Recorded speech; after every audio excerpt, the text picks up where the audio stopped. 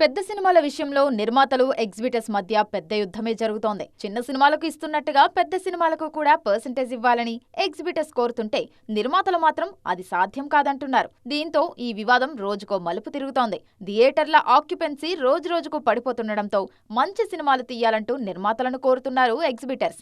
Successful సినిమాలు వస్తేనే theatrical foot falls పెరుగుతాయి, రెవెన్యూలు పెరుగుతాయన్నది థియేటర్ ఓనర్స్ వర్షన్. అందరిని మెప్పించే సినిమా చెయ్యాలంటే అదే రేంజ్లో బడ్జెట్ కూడా పెరుగుతుందంటున్నారు నిర్మాతలు.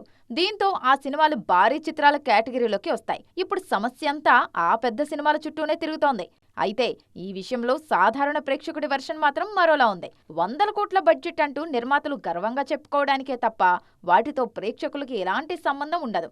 ఓ సగటు ప్రేక్షకుడు కోరుకునేది మంచి ఎంటర్టైన్మెంట్, అది కూడా అందుబాటు ధరలో. అందుకే మంచి సినిమాలు రీజనబుల్ టికెట్ రేట్స్తో ఆడియన్స్ ముందుకు వస్తే ఆటోమేటిక్గా అన్ని సెక్టార్లు బాగుంటాయంటున్నారు మూవీ లవర్స్.